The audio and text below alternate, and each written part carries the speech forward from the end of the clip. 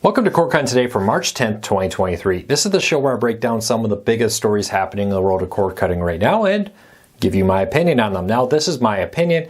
If you want to learn more about these stories, check out the show notes down below and in the first pinned comment. You can find these on cordcuttersnews.com there, so you can read about them for yourself and come up with your own opinions. I'd love to hear from you down in the comments.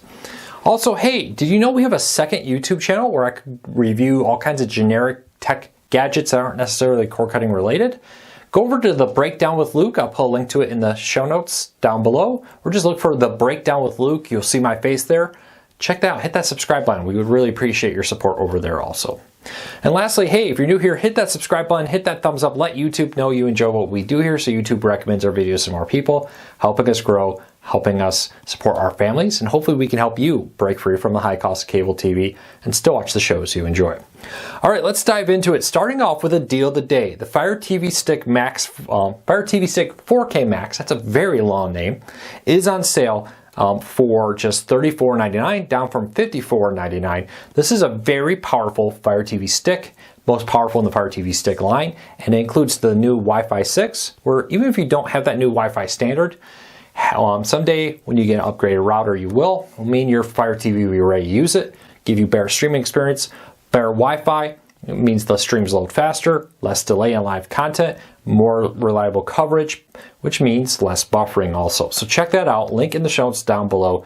$34.99 for a streaming player with Wi-Fi 6 is a pretty good deal. All right. Hulu with live TV has dropped Sinclair-owned ABC stations. It's reported that Sinclair and ABC Sinclair and Disney were in talks over keeping their content on Hulu.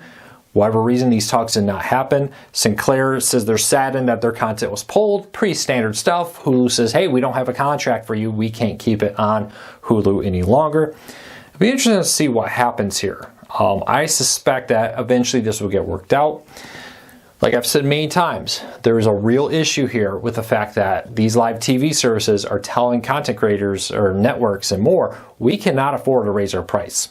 We need to keep our price here. You need to find a way that we can carry your content at a price that allows us to not be raising prices. We see that with YouTube TV dropping Major League Baseball. Many cable networks are experiencing blackouts of different locals right now. Even some big ones like Dish and DirecTV, I think, still have blackouts happening. Maybe I'm wrong on DirecTV. I don't know. Leave me a comment. Let me know. But like I said a few weeks ago, blackouts, especially with locals, will become more common on streaming services. They were at a point where networks want more money because they're losing money because fewer people are paying for them. Streaming services are saying we can't afford to give you more money, and now we have an impasse. We'll have to wait and see what happens. But I suspect this will eventually get resolved. But don't expect this to happen overnight. And also, don't be surprised if more of these services get blacked out. This isn't a Hulu, this isn't a Sinclair issue. It's kind of an industry-wide issue, and I suspect that more and more channels will go dark, especially when it comes to locals with that. So keep a close eye on that for it. But leave me a comment. Did your local go dark? How important are locals to you? That's my question of the day.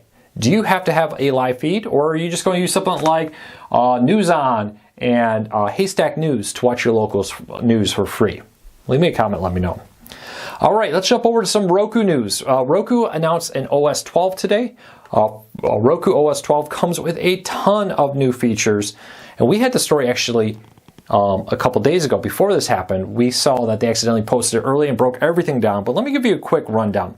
They're bringing a new focus on local news. There'll be a new area in the live TV guide allowing you to find local news to where you live, make it easier to access your local news. Another example, hey, who cares if Hulu doesn't have your ABC? You can just go over to Roku and watch it there for free. Roku's also going to be pushing premium subscriptions, which I'm sure they're going to get a cut off. But they're going to say within the live guide and live TV, you'll be able to subscribe to different live services to get your access to live content with that. We'll also see a bigger focus on content discovery.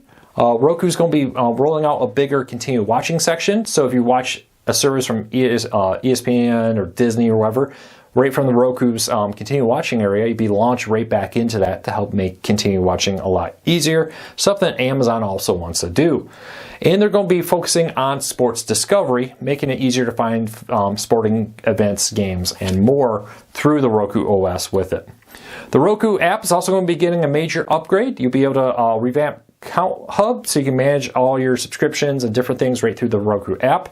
You'll also be able to enhance Roku photo streams. So you'll be able to, if you ever have a Roku TV with a new update, you can have a screensaver of different photos, new features to make that more popular. This is just a fraction of some of the new stuff that's coming, and Roku has a habit of hiding a lot of Roku OS updates. They'll give you a list of like, here's everything new, and then after we get our hands on Roku OS 12, we start realizing, hey, there's other cool new things that are hidden under the hood.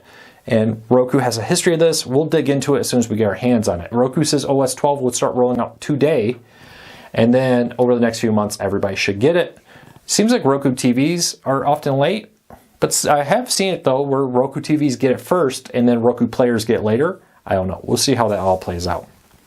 But speaking of Roku TVs, Roku branded smart TVs are hitting the market. Now, we learned earlier this year that Roku was going to be making their own smart TVs. When Roku came to the market, TCL was the big partner that made their TVs, and the Hisense and all these other companies make, RCA make Roku TVs. I'm saying for a TCL one here. Now Roku is going to be making a Roku branded TV. There's going to be two models. It's going to be a high-end Roku Plus series and a Roku Select series. Select would be the more basic model. The Plus series would be the higher end model. And this is much like what Amazon's doing. Amazon's also launched their own Roku or line of Fire TV Edition smart TVs branded with the Amazon logo. But you'll be able to buy these at Best Buy stores right now, starting off from 24 to 75 inches. There's some really budget-friendly ones there with it. And you'll be able to get local dimming, which means if there's a dark area in the screen, that can be dimmed, and the area that's bright can be lit, helping get more of a true black look to it. Roku Voice Pro remote, so you get all the cool Roku features there with voice remote control, hands-free, local dimming, faster streaming with Wi-Fi 6, 4K Dolby Vision picture, QLED, and a whole lot more packed into these TVs. So if you want to learn more, check out the notes down below. I'll put a link to the story with all the details there with it. All right, so let's keep moving here. I'm going to jump to the next story there. I apologize, I'm having problems with my tablet today. All right, Dish has won a patent case. This is kind of interesting. There is a cord cutting related aspect here. Dish has won a patent case against Peloton and iFit, which is the NordTrack company. It says that they've successfully blocked imports of their products over the streaming technology. Dish owns some patents related to streaming, and they're very aggressively defending them. And apparently Peloton and iFit did not pay up, try to fight this, and has lost the patent case, now blocking their imports. Now there is a 60-day, I believe, period where the White House gets to approve if this really gets blocked or not. They get to review this.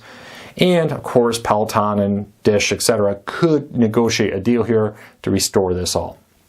But increasingly, the fight of cord cutting is turning into a fight of patents. A lot of the technology that these different apps use, they have to pay rights for. There's a lot of licensing fees that go into it. Keep a close eye on what Dish does here. I'll be interested to see how this all plays out. I suspect that Dish and Peloton will reach a deal to continue to sell Pelotons and end the argument over their licensing deals. All right, Comcast could lose another $3 billion on Peacock. Comcast has already, I think, lost $3 billion. Maybe that number is wrong. Somebody leave me a comment. Anybody know how much they reported total loss last year in Peacock? Comcast is investing heavily into Peacock right now, getting deals with the Big Ten, Reels, Hallmark Channel, and more.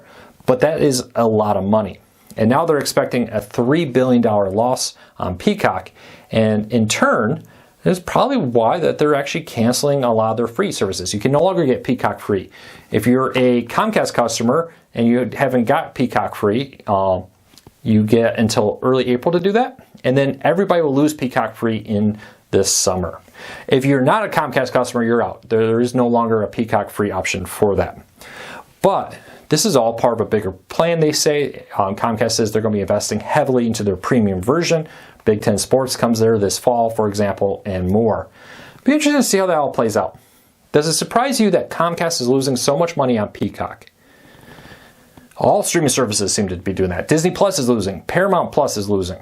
But it does feel like Peacock has a lot longer road ahead of them to profitability. Paramount Plus and Disney Plus have both said that in 2024 or 2025 they intend to be profitable. Disney says they are working to try to make that profitability happen even sooner. Maybe this year, probably not, probably next year. We'll see. Feels like Peacock has a longer road in front of them to find profitability. Leave me a comment, let me know what you think. All right, Paramount Plus and Pluto TV are going to be launching a new 24/7 soccer network. If you are a fan of soccer in the United States, you know basketball, baseball, football, all these major sports has a 24-hour channel dedicated to them. College sports has numerous 24-hour channels dedicated to them with different conference networks and more. Now soccer is getting one. It will launch in April, I believe April 11th. It'll be available through the CBS Sports app, Paramount Plus, and Pluto TV, 24/7. The big thing here I thought was interesting, it's going to include live games and replays of classic soccer matches. So you'll be able to actually watch some live soccer content. Every morning, Monday through Friday, there'll be a studio show breaking down everything happening in the world of sports. Podcasts, documentaries, and more will be airing on this. I really love this. Free 100% Pluto TV and Paramount Plus coverage here. I'll love to see how it all pans out. Will we see a pickleball channel and more? With CBS behind it, I'm sure it's going to be high quality, but we'll wait and see what happens. Well, there's the news for the day and the news from the past week. Check back this weekend. I'll have a special video posting this weekend. Also check over at CordCarsNews.com. I'll continue to cover the world of cord cutting all weekend. The stories you see here are just a fraction of what I post over there at CordCarsNews.com. So check that out. So until Monday, take care, be safe. I'll be back again Monday as we post these every Monday through Friday. Take care, everybody. Be safe.